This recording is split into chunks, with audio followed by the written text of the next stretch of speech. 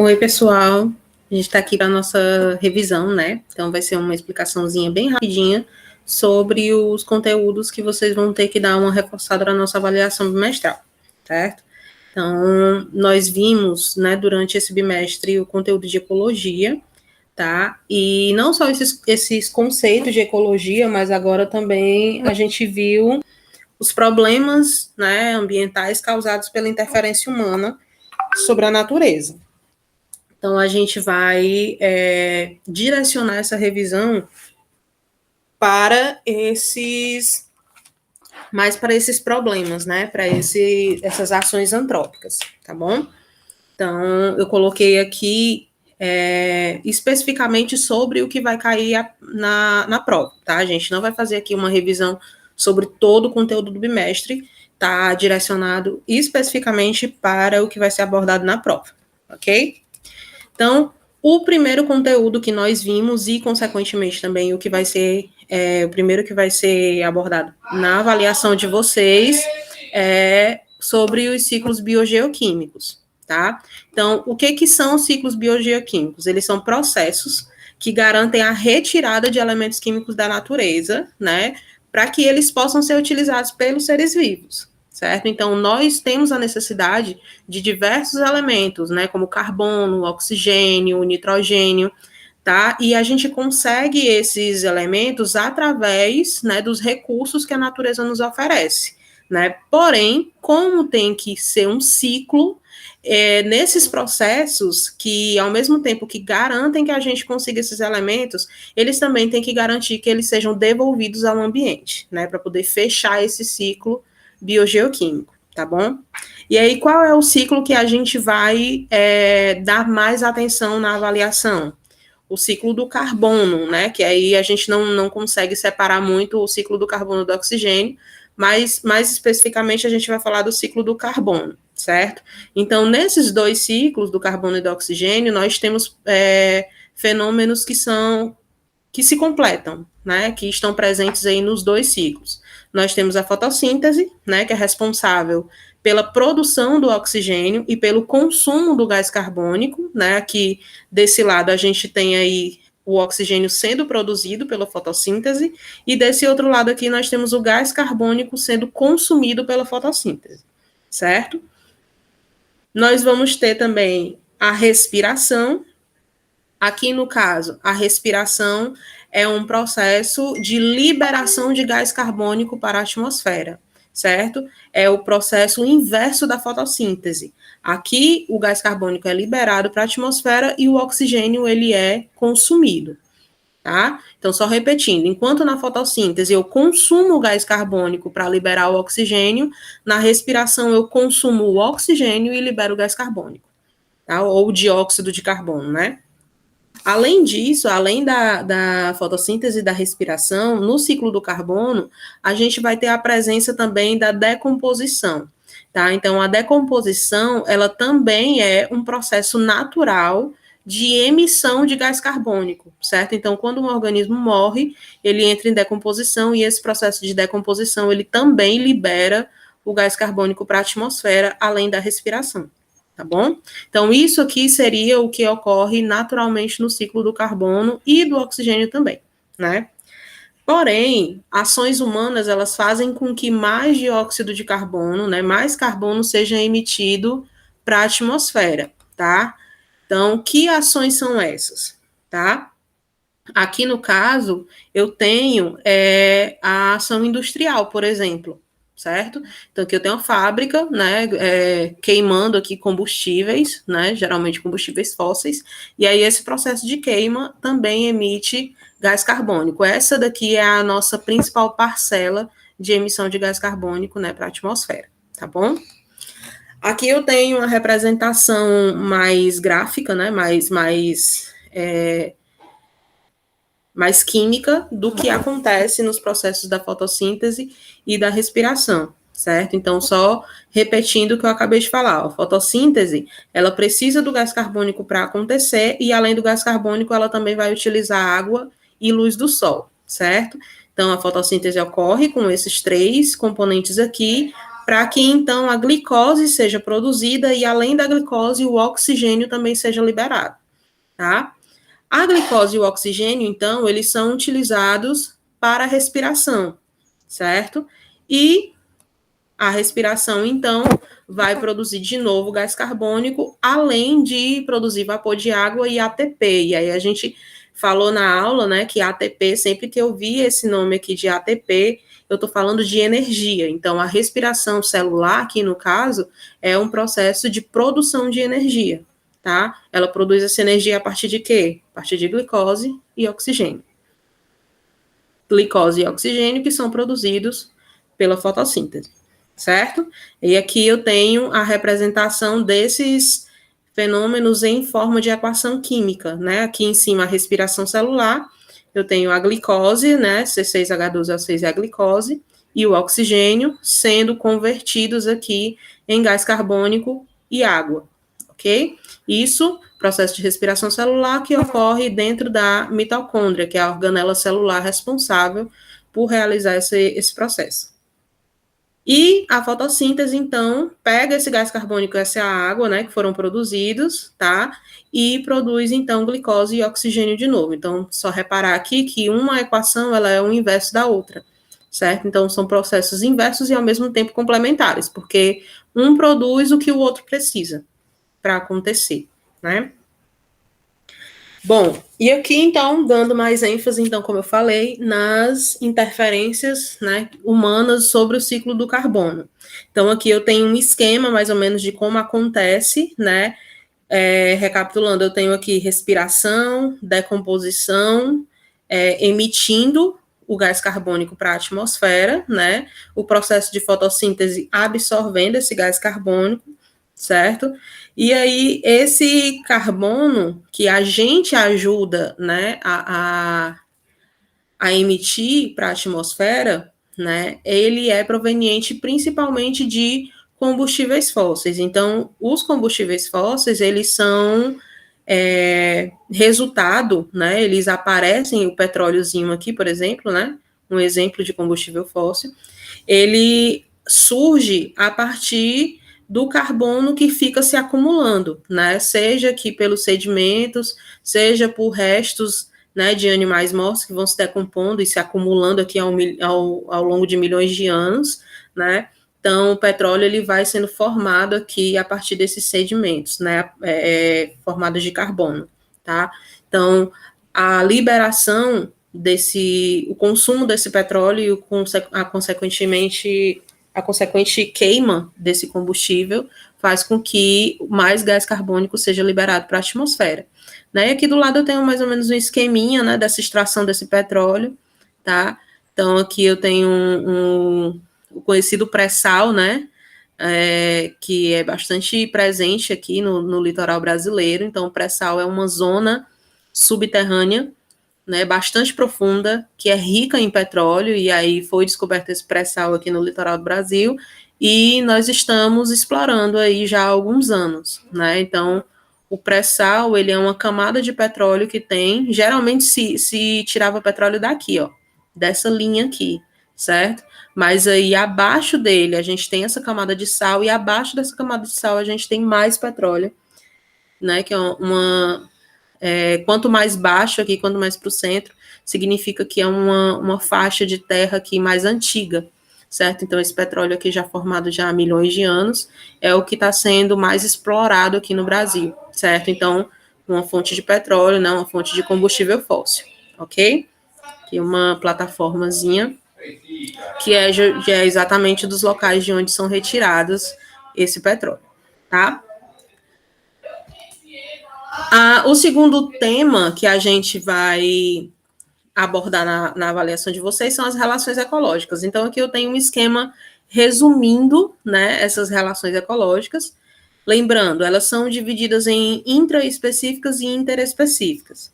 As relações intraespecíficas são aquelas que ocorrem dentro da mesma espécie. Então, são organismos que dentro da mesma espécie vão se relacionar ali de diferentes formas. E as interespecíficas, nós temos aquelas relações entre espécies diferentes, tá?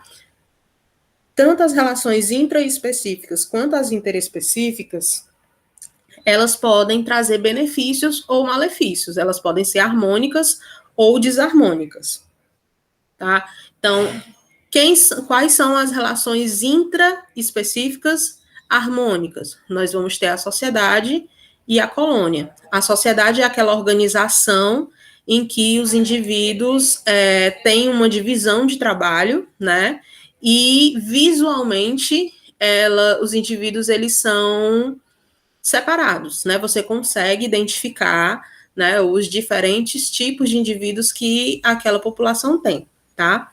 Na colônia, eles já têm uma união física, além dessa colaboração, né, que eles podem ou não ter de divisão de trabalho, eles também têm uma união física. Você visualmente olhando, parece um organismo único. A sociedade não, você consegue identificar os indivíduos sozinhos, né? A colônia não. Você, como é o caso da caravela que a gente viu, né, que parece com água viva, você olhando, né, externamente, você pensa ser um indivíduo único, mas não, ali são vários indivíduos que têm funções diferentes, né, e eles se juntam e dão essa impressão de ser um organismo único, tá? Então, isso é basicamente a diferença entre sociedade e colônia. As duas são relações que ocorrem dentro da mesma espécie, de forma harmônica, ou seja, os organismos eles se beneficiam aqui dentro, mas na colônia eu tenho essa união física entre os indivíduos e na sociedade não. Eu consigo identificar os indivíduos ali um a um, tá? De forma desarmônica, dentro da mesma espécie, a gente vai ter a competição acontecendo e o canibalismo, certo? A competição, ela pode ocorrer como uma disputa por alimento, por reprodução, por território. Então, tudo que os indivíduos, eles disputam ali, entra nessa relação de competição. O canibalismo é uma relação de alimentação, tá? Quando um indivíduo vai se alimentar de outro da mesma espécie, ok? Ela pode ocorrer tanto por um costume, né, da espécie, por um comportamento normal da espécie, como ela também pode acontecer por situações estressantes, né, falta de alimento, superpopulação, né, muitos indivíduos ali naquele local, certo? Então, pode ser por esses dois fatores, tá bom? Mas é uma relação desarmônica porque você vai ter ali um indivíduo se alimentando de outro que vai morrer, tá? Já nas relações entre espécies diferentes, né, que também podem ser harmônicas ou desarmônicas, como aquelas harmônicas, a gente vai ter o mutualismo e o comensalismo. O mutualismo, ele pode ser obrigatório ou facultativo. Qual é a diferença? O mutualismo obrigatório, as espécies não conseguem sobreviver separadas. Então, essa relação de cooperação entre eles é essencial para que eles continuem vivos, certo? Então, a gente tem o mutualismo obrigatório e o mutualismo facultativo, que também é chamado de protocooperação. Os organismos, eles se associam por uma escolha, né? É mais vantajoso eles estarem juntos do que separados, porém, separados eles também sobrevivem, ok? Então, o mutualismo facultativo, ele também é chamado de protocooperação, ok? Então, aqui, no mutualismo, seja ele obrigatório ou não, é uma relação em que as duas espécies envolvidas vão se beneficiar, né? É uma troca de favores, tá bom? O comensalismo, eu vou ter uma espécie apenas se beneficiando, porém ela não causa nenhum tipo de prejuízo para a outra, certo? A outra ali, ela está neutra, ok? E aí, geralmente é uma relação de alimentação, porém, a gente também tem relações de abrigo, tá? Que é no caso do inquilinismo. Quando eu falo inquilinismo, é uma relação em que uma espécie se beneficia com abrigo sem prejudicar a outra, tá? Quando essa relação ocorre especificamente em plantas, a gente chama de epifitismo, que a gente tem as plantas epífitas, que são aquelas que crescem em cima das outras, porém, lembrando, sem causar nenhum prejuízo a outra espécie, tá bom? Ou nem prejuízo, nem benefício, certo? Só apenas uma espécie, ela é beneficiada sem prejudicar nem beneficiar a outra. Isso é o comensalismo. De forma desarmônica, né, nós vamos ter entre espécies diferentes acontecendo aí o amensalismo, o parasitismo, a predação e a competição, certo? A competição é o mesmo conceito da outra aqui, né? A competição ela ocorre pela disputa de alimento, de território, né? Aqui a gente já não vê muito a competição por reprodução, por serem espécies diferentes, mas a gente vê muita disputa principalmente por alimento e território, certo? Então, na competição, ela é considerada uma relação desarmônica porque as espécies disputam até que haja um vencedor, né? Então, sempre tem alguém perdendo ali, tá? A predação, a relação de alimentação, uma espécie mata a outra para se alimentar, por isso ela é desarmônica. E o parasitismo, a gente tem ali o parasita, né, que é a espécie que vai se alimentar da outra. Essa outra a gente chama de hospedeiro, né? E essa relação de parasitismo, ela raramente, né, de preferência, que não aconteça a morte do hospedeiro, porque os parasitas eles precisam dos hospedeiros vivos para se alimentarem, né? Pode acontecer, mas para o parasita isso não é muito benéfico, tá? É interessante para ele que o hospedeiro dele permaneça vivo, tá bom? Mas também é uma relação de alimentação e também é desarmônica, né? Porque esse parasita vai se alimentar ali muitas vezes de sangue, vai roubar os nutrientes ali da outra espécie, né? A gente também tem plantas que são parasitas, né? Que é diferente do epifitismo. Aqui no epifitismo, a gente tem uma planta apenas crescendo sobre a outra, mas a raiz dela está no chão, ela tira os nutrientes lá do solo. Já as plantas que são parasitas, elas fincam raiz no corpo da outra planta. E aí elas meio que roubam também os nutrientes, né, da planta vizinha. Além de crescer sobre ela, ela ainda pode acabar matando a outra planta, porque ela rouba ali os nutrientes, né, que ela produz, tá?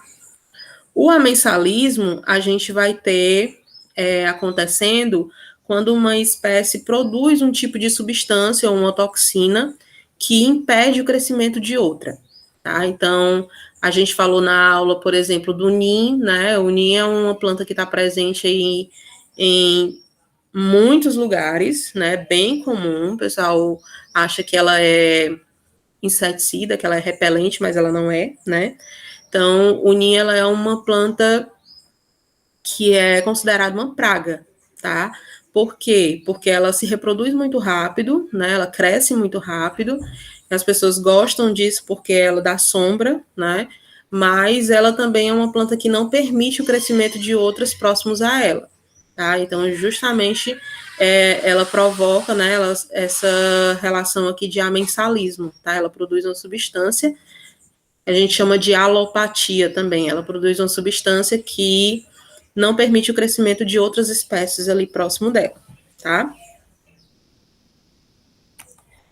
E, por último, né, como último tema aí que a gente vai abordar na nossa avaliação, são os biomas, tá? Aqui eu tenho os nossos 6 biomas, né? Amazônia, Caatinga, Cerrado, Pantanal, Mata Atlântica e Pampa.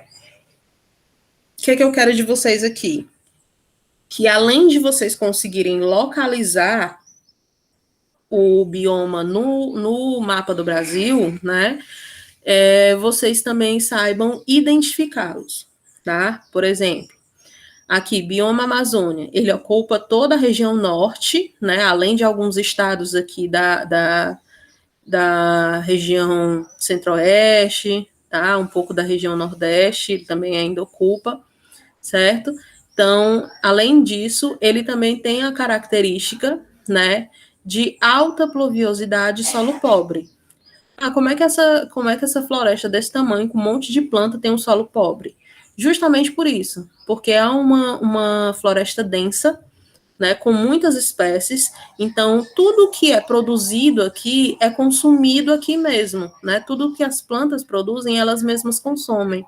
Então é uma floresta que se autossustenta, né?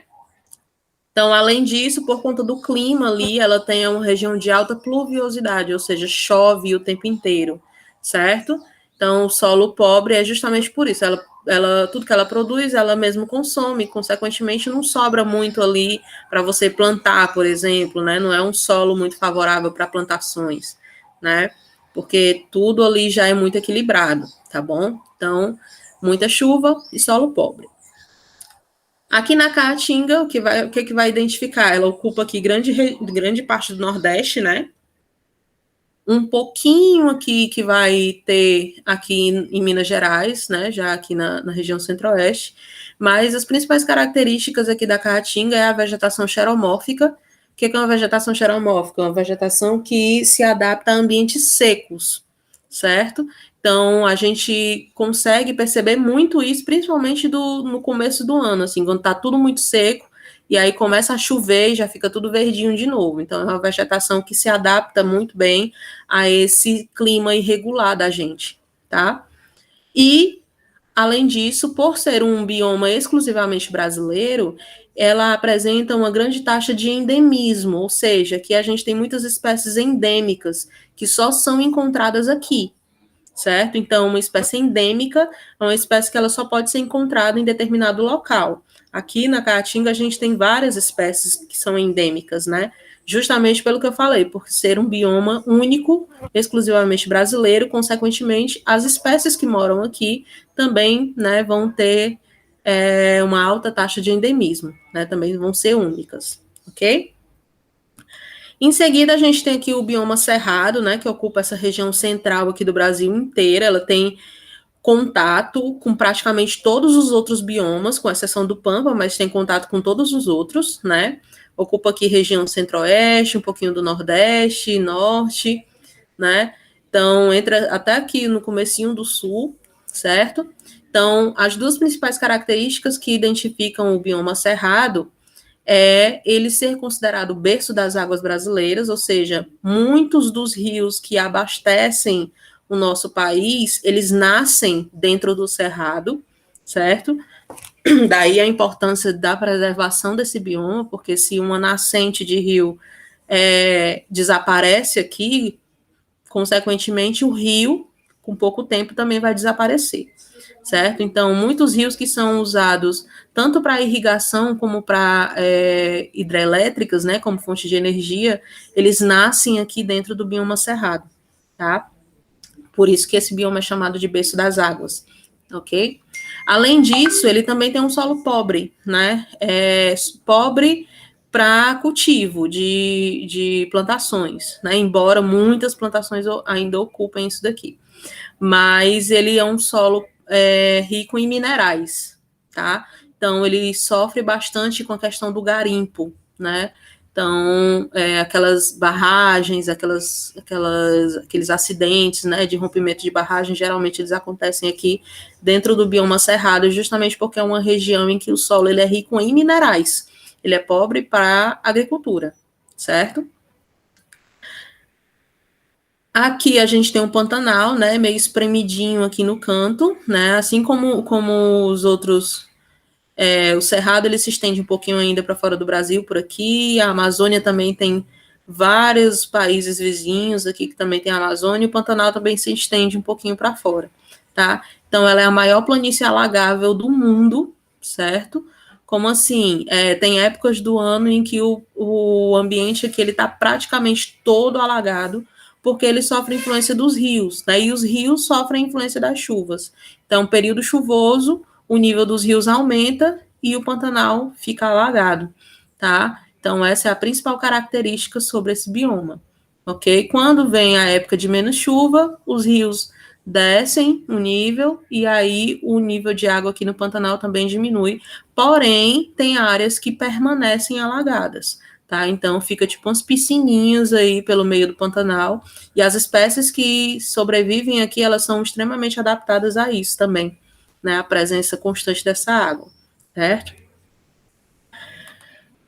E aí a gente chega na Mata Atlântica, que é esse bioma que é azul, que está presente em praticamente todo o litoral, né, brasileiro, certo? O bioma Mata Atlântica é o mais devastado, porém, ao mesmo tempo, ele também é o que apresenta maior biodiversidade do mundo. Então, se comparando a Mata Atlântica com todos os outros ecossistemas do planeta, ele tem um índice de diversidade muito grande, muito maior do que todos os outros, apesar de ser extremamente devastado, né? A gente tem mais de 90% da Mata Atlântica aí que já desapareceu, certo? Desde a época do descobrimento e até hoje, mais de 90% da Mata Atlântica já foi devastada. Consequentemente, muitas espécies da Mata Atlântica também são ameaçadas de extinção, né? Então, aqui, grande parte das espécies brasileiras que estão ameaçadas de extinção, elas são aqui da Mata Atlântica, tá? Consequência dessa devastação. Porém, ainda assim, tem um nível de biodiversidade muito grande. E aí, por último, nós temos o Pampa, né, que é um biomazinho aqui também pequenininho, ocupa mais essa região sul, né, também se estende aqui um pouquinho para os outros estados do sul, mas ela fica mais aqui no finalzinho, certo? Então, a principal característica do Pampa são esses campos banhados, são extensões de terra muito grande, né, visualmente o Pampa, ele parece mesmo uma pastagem, um campo, assim, bem grande, por isso que nessa região a gente tem muita criação de gado, de caprinos, né, mas a gente tem algumas pequenas regiões que são alagadas também, parecido com o Pantanal, só que em menor proporção. Pantanal aqui, o nível de alagamento é muito maior, né, tanto que ela é a maior planície alagável do mundo, né. Aqui nos Pampas, eles também têm esses banhados, né, essas regiões alagadas, mas em menor número, certo? Porém, também identifica aqui esse bioma, ok? E aí eu coloquei umas questõezinhas aqui para a gente praticar, né, para a gente treinar, parecidas com as que vocês vão encontrar na prova. Então, vamos lá. Primeira questão, falando justamente sobre o ciclo do carbono, né? Observe esta figura, tá? Então, aqui a gente tem diversos tipos de emissão de carbono, né? E como que elas acontecem, certo? Então, aqui a gente tem as emissões mais naturais, né? Respiração das plantas, certo? Esse carbono, ele é fixado pela fotossíntese e depois é liberado pelo processo de respiração, né? A gente tem a liberação através da decomposição, como eu falei, que também é uma forma natural de liberação de dióxido de carbono ou de gás carbônico na atmosfera, tá? E aqui a gente tem a formação de sedimentos, né, que vão originar os combustíveis fósseis. E aí a gente tem carvão, o óleo, o gás natural, o petróleo que a gente viu, são combustíveis fósseis que são originados a partir do acúmulo de carbono no solo, tá? Então, esses combustíveis fósseis, então, eles sofrem queima, né? E esse processo de queima, a erupção vulcânica também são processos de liberação de carbono para a atmosfera, de gás carbônico, ok? Então, tem várias coisas aí que aumentam esse nível de gás carbônico na atmosfera, que é o que vai causar o nosso efeito estufa, né? O aquecimento global, tá? E aí, o que a questão quer, então? Considerando o ciclo do carbono, assinala a alternativa incorreta, tá? As erupções vulcânicas aumentam o efeito estufa?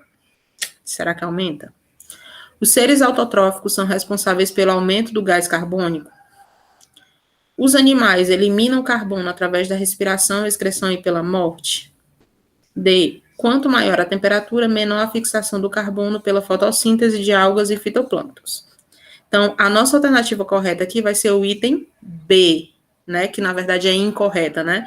Os seres autotróficos, que são aqueles que realizam fotossíntese, né, e produzem oxigênio, eles são responsáveis pela captura do gás carbônico e não pelo aumento, tá? Então, por isso, essa aqui é a nossa alternativa, é a afirmativa que está errada. Todas as outras estão ok. As erupções vulcânicas aumentam o efeito estufa? Aumentam porque elas liberam gás carbônico.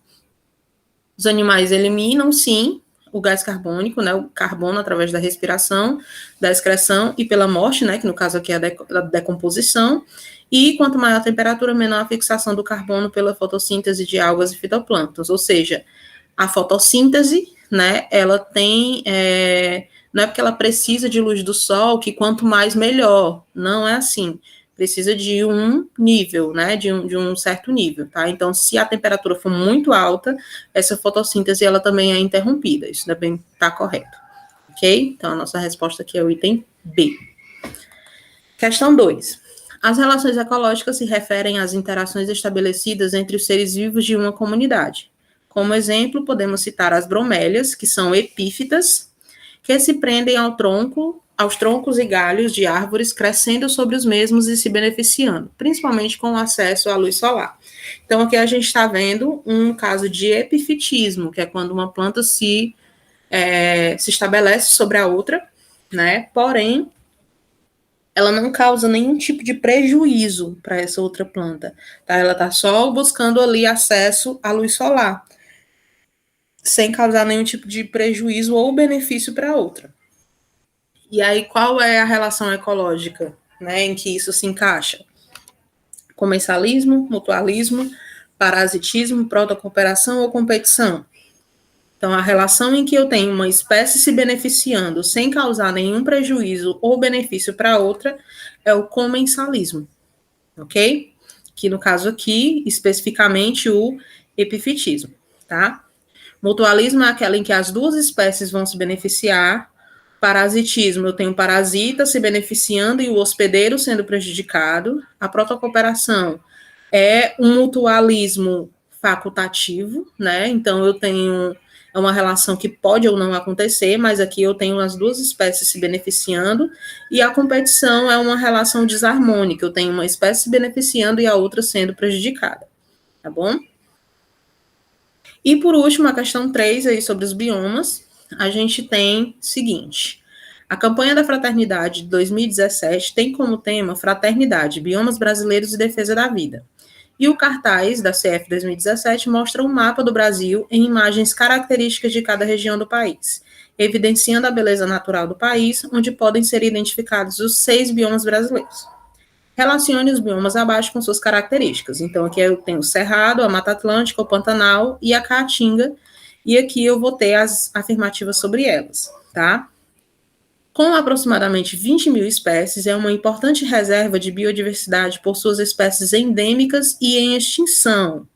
Regula o fluxo dos mananciais hídricos, assegura a fertilidade do solo, suas paisagens oferecem belezas cênicas, controla o equilíbrio climático e protege escarpas e encostas das serras, além de preservar um patrimônio histórico e cultural imenso, certo? Então, essa afirmativa aqui, essa descrição toda, se a gente fosse só pelas espécies endêmicas, talvez a gente fosse direto aqui na Caatinga, né?